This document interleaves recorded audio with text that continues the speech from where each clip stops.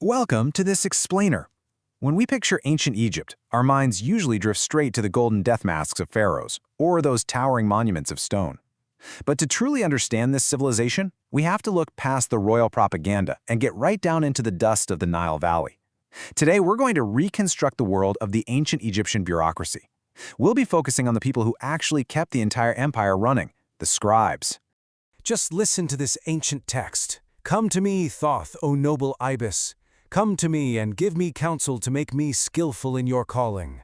He who masters it is found fit to hold office. You can really hear the reverence there, can't you? To the ancient Egyptian mindset, writing wasn't just some utilitarian skill you picked up. It was a divine, highly coveted gift bestowed by Thoth, the god of wisdom. To master the pen was quite literally to master your own destiny. Part 1. The Architects of Egypt, the 1% elite. We need to start with the stark demographic reality of the Nile Valley.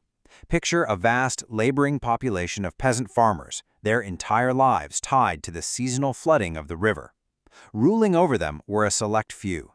Power was concentrated in a shockingly small demographic. In fact, less than 1% of the ancient Egyptian population could read and write. This extreme exclusivity meant scribes held a near monopoly on knowledge. They were the essential structural link between the divine authority of the pharaoh and the agrarian foundation of the whole economy. Because they were so exceedingly rare, scribes enjoyed an incredibly elevated position within a very rigid social hierarchy. While the lower classes were drafted into the military or forced into corvée manual labor, dragging massive stones for state projects under the baking sun, the scribe was legally shielded from all of that. They paid no direct taxes. Instead, the state paid them handsomely in grain, beer, and fine linen. They lived in comfortable mud brick homes, dressed in pristine, unsoiled garments. They were completely physically and economically insulated from the backbreaking reality of the fields. Which brings us to part 2, the House of Life, forging a scribe. Now, this elite socioeconomic shield wasn't just handed out freely. It was earned, and it was earned through grueling discipline. Formal education took place in institutions like the Per-Ankh, or the House of Life. Boys as young as 5 years old were placed into these strict temple schools. Try to imagine the sensory environment for a moment. The constant rhythmic chanting of religious hymns, the scratching of hundreds of pens, the harsh dictation drills echoing against stone walls. The ancient instructors demanded absolute perfection, and physical punishment for mistakes or even just inattention was a standard expected teaching tool. This intense training built up over a multi-year progression. A novice didn't just start writing on beautiful paper. First, they had to master basic signs on ostraca. These were cheap, broken pottery sherds or flakes of limestone. Then, they had to memorize hundreds of complex signs in both the everyday cursive script, known as hieratic, and the formal, monumental hieroglyphs. It was only when a student demonstrated absolute masterful penmanship that they earned the right to touch freshly beaten, highly expensive papyrus rolls. Let's move on to part 3, tools of the trade, the material culture of writing. To truly understand these people, we have to examine the physical artifacts they carried with them every single day. Look at the remarkable continuity of the scribe's primary tool, the palette or gesti. You're looking at an authentic 18th dynasty wooden palette from Sedment on the left, compared to a modern replica on the right. Notice those two circular depressions?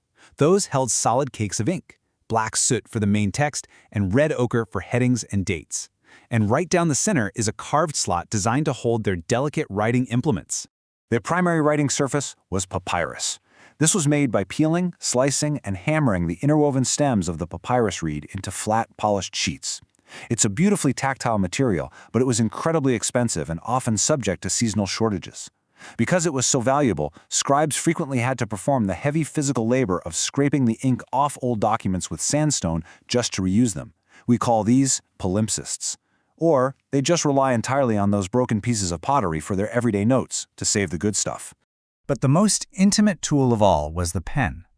They used the stem of a rush plant. It was incredibly thin, only about 2 millimeters across. They'd cut the end at a sharp angle, and then the scribe would literally chew on the fibers to separate them, creating a stiff, tiny brush.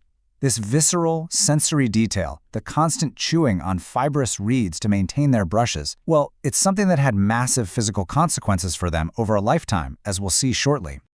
Part 4. Managing the pharaoh's workforce, A day in the life.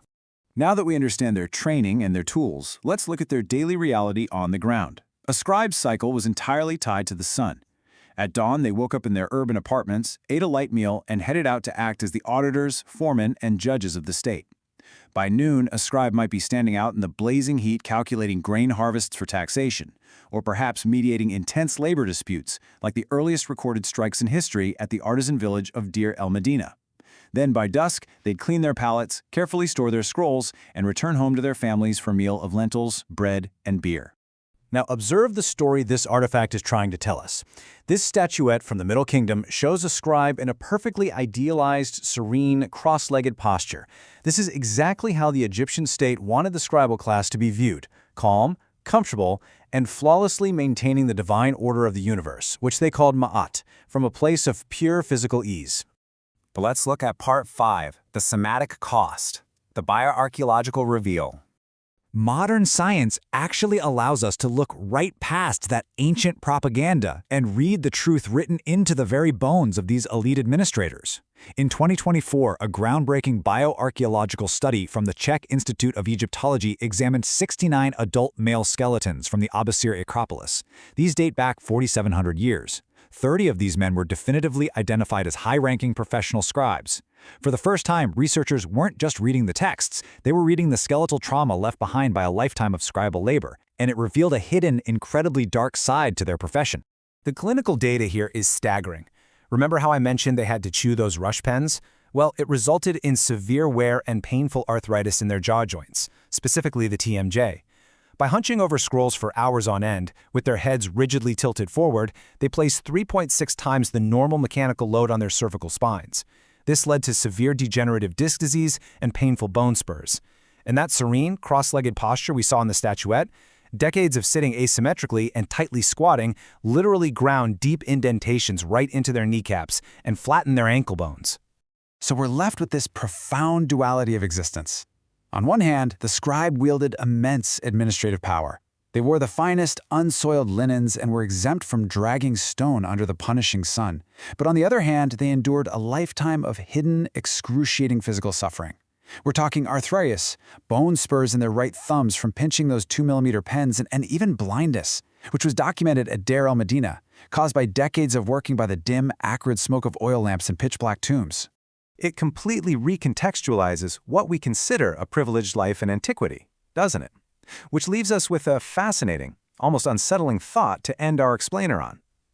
Over 4,000 years later, as we spend our days rigidly hunched over glowing screens, relentlessly typing on our keyboards, suffering from our own modern epidemics of neck pain and eye strain, are we really so different? Are we still paying the exact same somatic cost for our modern desk jobs? Think about that next time you sit down to work.